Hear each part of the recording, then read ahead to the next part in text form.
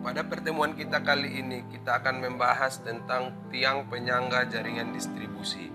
Materi ini merupakan bagian dari materi sistem distribusi tenaga listrik. Untuk materi kali ini terdiri dari beberapa bagian. Yang pertama, persyaratan tiang penyangga jaringan distribusi. Yang kedua, klasifikasi tiang penyangga jaringan distribusi. Yang ketiga, ukuran tiang penyangga distribusi. Yang keempat, standarisasi konstruksi tiang penyangga jaringan distribusi. Inilah materi-materi yang akan kita bahas pada pertemuan kali ini. Materi pertama yaitu persyaratan tiang jaringan distribusi. Tiang listrik pada jaringan distribusi itu digunakan pada saluran udara atau overhead line sebagai penyangga kawat pada penyaluran sistem tenaga listrik dan juga penopang isolator yang terdapat pada tiang, sehingga tiang harus mempunyai kemampuan yang cukup kuat untuk menopang beban yang akan dia pikul. Beberapa persyaratan yang harus dimiliki tiang, yang pertama yaitu kekuatan mekanis yang tinggi.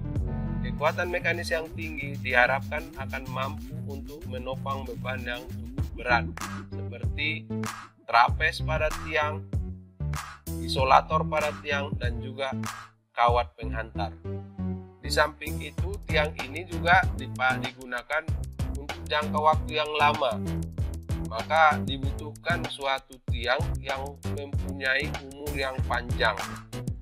Setidaknya untuk satu tiang itu 25 sampai 30 tahun. Tidak perlu melakukan pergantian, sehingga biaya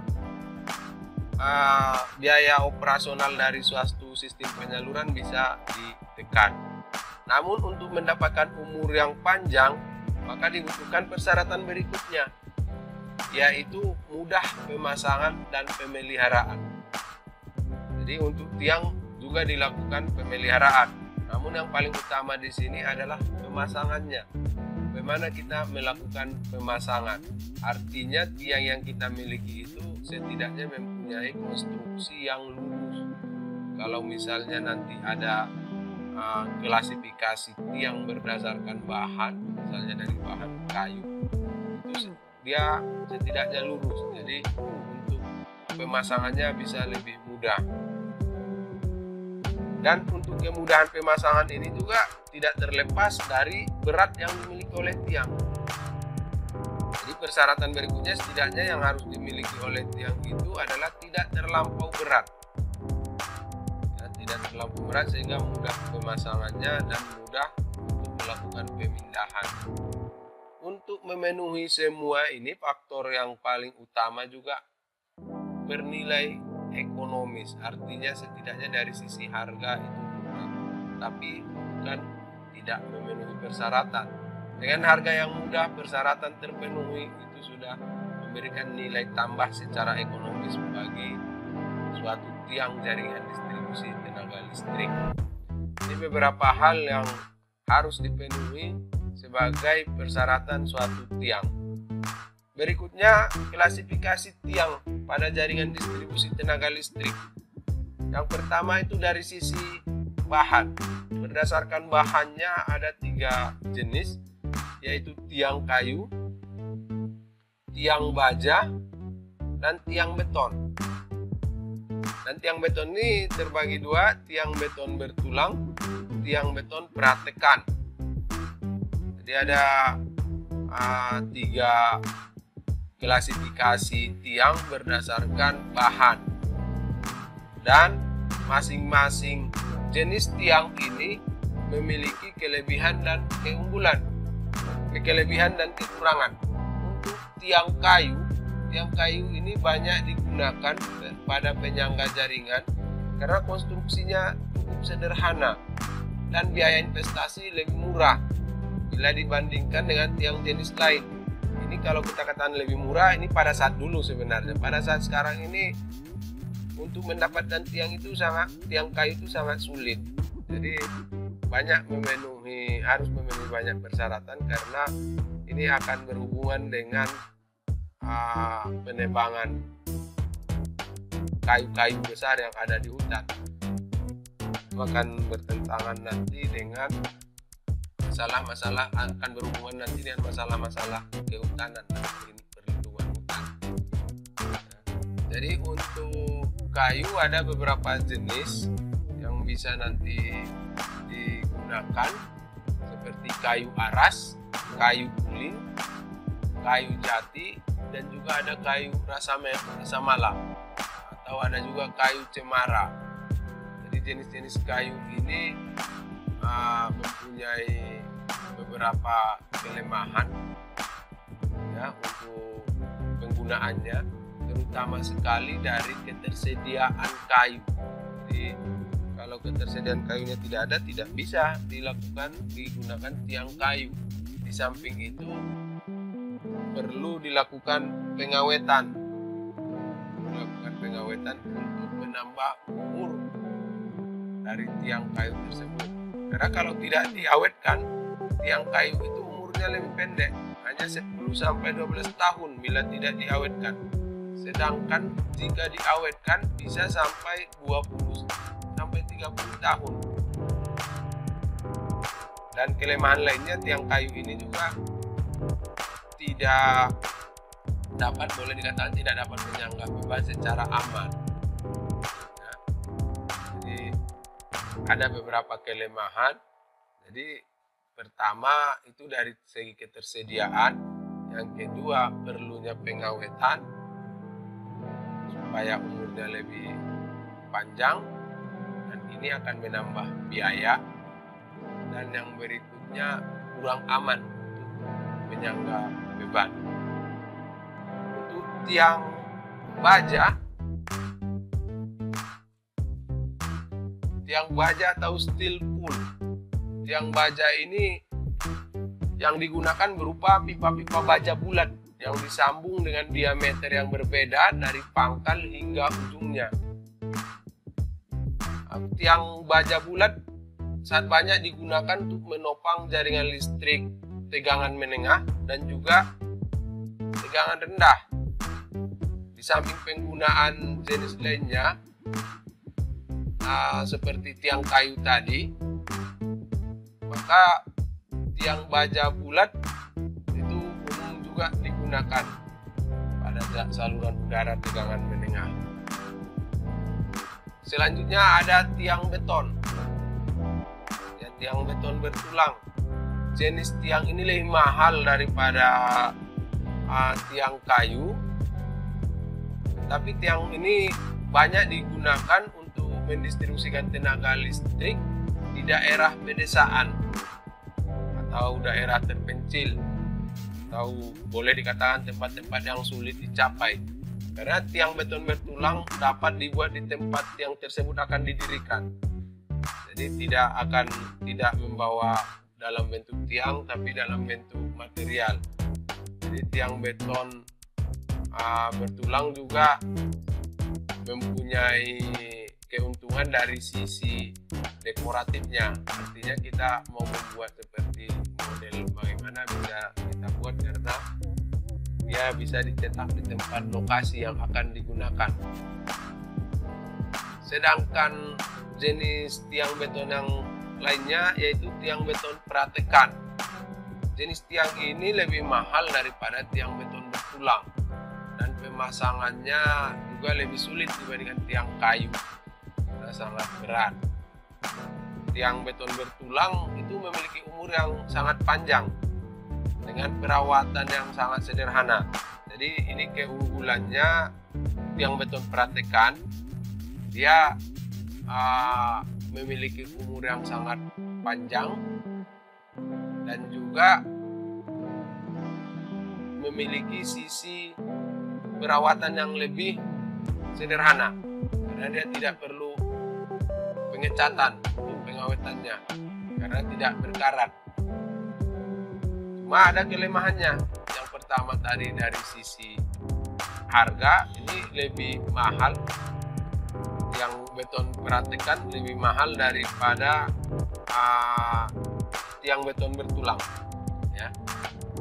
Jadi ini yang lebih mahal. Yang kedua, kalau tiang beton perhatikan kena tabrak atau kena benturan, ini akan cenderung hancur. Jadi langsung dia hancur. Nah, itulah dari sisi bahan. Dari sisi sifat atau berdasarkan sifat, klasifikasi berdasarkan sifat, ada yang kita sebut tiang kaku atau rigid. Ada tiang lentur, sering disebut dan fleksibel. Ada tiang setengah lentur, semi fleksibel. Jadi ini untuk tiang yang memiliki kelenturan, ini umumnya bisa digunakan untuk saluran feeder utama seperti ini. Umumnya tidak bisa kita gunakan pada saluran utama atau feeder utama jaringan distribusi primer yang memiliki beban penumpang yang lebih besar, tetapi banyak digunakan untuk tiang-tiang pada saluran distribusi tegangan rendah, untuk tiang yang lentur. Sedangkan yang memiliki sifat setengah lentur itu banyak digunakan untuk jaringan distribusi sekunder, untuk tiang pelayanan pada konsumen. Nah, ini di sisi sekundernya juga sama dengan yang tadi. Jadi ini beberapa bagian, beberapa sifat dari suatu tiang. Berikutnya itu klasifikasi tiang berdasarkan konstruksinya. Jadi kalau untuk konstruksi ada dua. Pertama tiang horizontal, yang kedua tiang vertikal. Kalau tiang horizontal itu tiangnya bukan tidak berdiri, tapi tetap berdiri. Cuma model konfigurasi salurannya dia horizontal. Ini ada trapesnya, di sini ada isolator, ada isolator. Ini konfigurasinya seperti ini. Jadi ini horizontal. Jadi untuk tiang ini keuntungannya itu tekanan angin yang terjadi terfokus pada wilayah cross arm. Jadi kita sebut cross trapes. Ya. Dan juga dapat digunakan untuk saluran ganda 3 pasang. Nah, bisa tambah satu lagi. Nah, jadi saluran ganda bisa kita gunakan di sini. Namun di sisi lain ada kerugiannya. Yang pertama lebih banyak menggunakan cross arm atau trapes. Ya, kalau ini ada trapes, dia membutuhkan trapes untuk yang horizontal, konstruksi horizontal. Kenapa? Karena isolatornya dipasang pada trapes, tidak pada tiang. Dan di samping itu juga beban tiang akan lebih berat.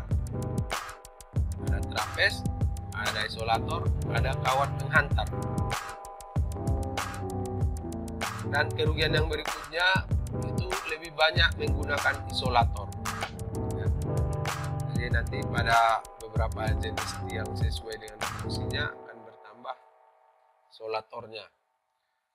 Sedangkan tiang vertikal itu konstruksinya kira-kira seperti ini. Di sini ada isolator, tiangnya di sini, penghantarnya. Ya. Jadi dia tidak menggunakan trapes. Ini yang hal seperti ini cocok untuk wilayah yang memiliki bangunan-bangunan tinggi atau kawasan-kawasan perkotaan yang sudah sempit. Jadi tidak butuh area yang cukup luas seperti ini, dia menempel di tiang lalu isolator. Dan beban tiangnya lebih sedikit karena tidak ada trapes. Isolator langsung ke tiang. Isolator yang digunakan jenis pasak itu jarang digunakan. Isolatornya itu yang pasak seperti di sini jarang digunakan.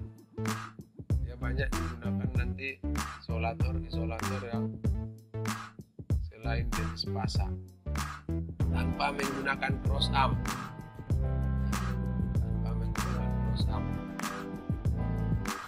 Tidak ada cross arm di sini sehingga beban yang bisa dikurangi. Dan kerugiannya ini dari tekanan angin nih, merata di bagian tiang. dan ini terbatas hanya untuk saluran tunggal 3 pasang. Ya. Beda dengan yang horizontal tadi bisa dibuat saluran ganda. Kalau ini terbatas untuk saluran horizontal, saluran tunggal 3 pasang.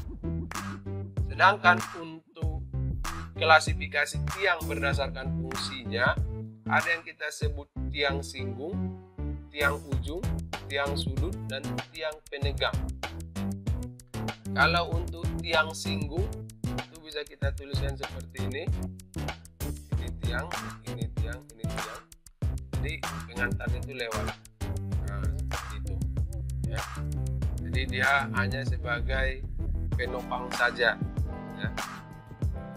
Sedangkan untuk tiang ujung ini ada 2, pangkal dan akhir.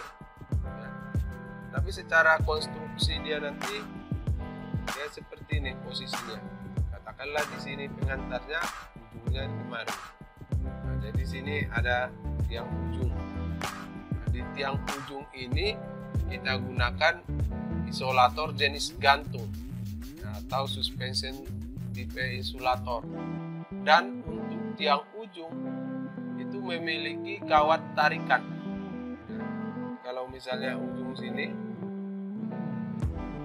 ada kawat tarikan. Kawat tarikan. Ujung sini juga ada kawat tarikan. Itu untuk tiang ujung, baik di pangkal maupun di akhir. Dan ada juga tiang sudut.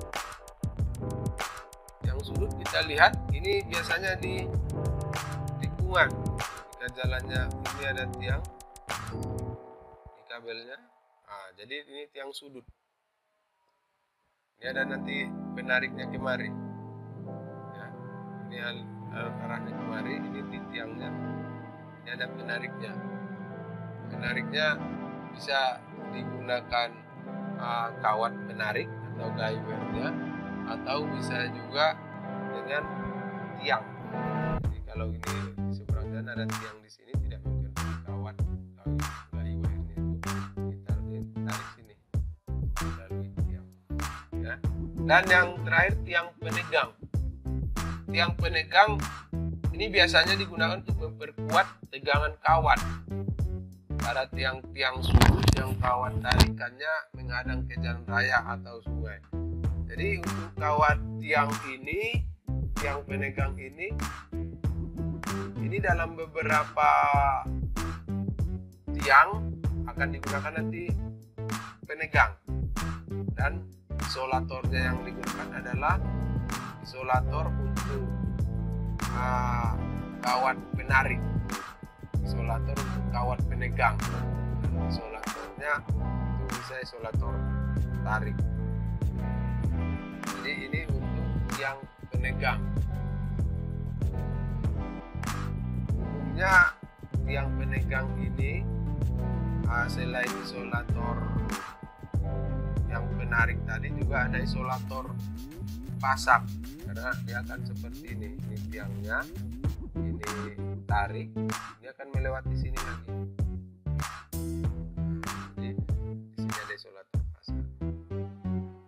Nah, itu untuk klasifikasi tiang berdasarkan fungsinya. Selanjutnya kita akan lihat untuk bagian standar tiang berdasarkan ukuran. Tiang berdasarkan ukuran itu ada beberapa hal yang perlu diperhatikan. Yang pertama, tinggi tiang. Ini tinggi tiang itu tergantung pada ukuran tegangan sistem. Yang kedua, kedalaman fondasi tiang sesuai kondisi tanah setempat. Berbeda untuk setiap jenis tanah, apalagi tanah yang rawa dengan tanah berbatu sangat berbeda. Dan jarak antar tiang atau span ini tergantung dari kepadatan beban pada suatu area pelayanan dan juga jenis pengantar dan ketinggian tiang. Jadi untuk ini ada di sini ukuran tiang dan jarak tiang menurut peraturan APDE 2110. Distribusi tegangan rendah dengan tegangan saluran 0 sampai 1 kV ya. Ada tiang kayu, tiang pipa besi, tiang baja, tinggi tiang 9 sampai dengan 12 meter, jarak antar tiang 40 sampai 80. Sedangkan distribusi tegangan menengah dari 6 kV sampai 30 kV itu ada 10 sampai dengan 20 meter tinggi tiangnya, dan jaraknya bisa 60 sampai dengan 150. Jadi bisa disesuaikan dengan hal-hal yang sudah disampaikan di sini. Jarak tiangnya tergantung pada kepadatan beban dan juga jenis kawat penghantar yang digunakan. Selanjutnya untuk standar konstruksi kita bedakan dengan dua bagian. Pertama untuk tegangan menengah, yang berikutnya untuk tegangan rendah. Untuk tegangan menengah itu kita sebut dengan TM. Jadi standar konstruksinya itu untuk TM itu ada sampai dengan TM 19 ya. Jadi ini konstruksi, saya contohkan misalnya untuk TM1 itu konstruksinya kira-kira seperti ini. Ini tiang ya, ini trapesnya, di sini isolatornya.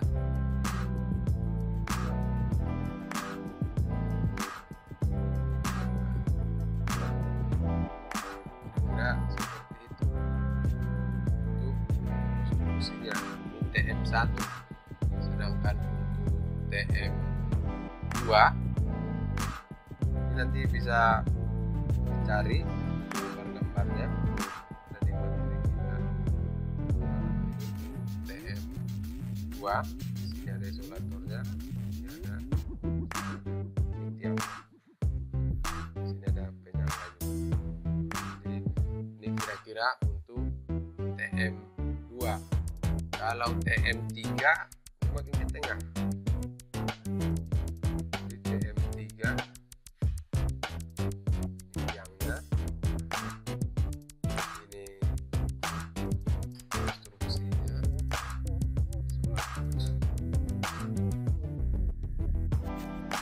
jadi ini yang kita sebut dengan standarisasi konstruksi pada tegangan menengah. Ada TM1 sampai TM19. Jadi ini bisa dilihat dari gambarnya. Sedangkan untuk tegangan rendah itu ada TR. Ada TR namanya, yaitu TR1 sampai dengan TR10. Jadi ada standar konstruksi sampai TR10 untuk tegangan rendah. Ini bagaimana untuk pemasangan kabel pada suatu tiang tegangan rendah. Jadi kayak seperti TR1 ini merupakan konstruksi saluran kabel udara tegangan rendah yang menggunakan suspension small angel. Suspension small angel assembly. Jadi ada tiangnya, saya gambarkan contoh sederhana seperti ini tiang.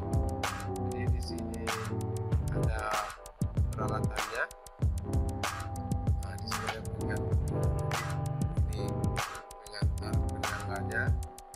Ini apanya, kawatnya, penghantarnya dia nggak kena kemari ya. Nah, ini ada di sini kan.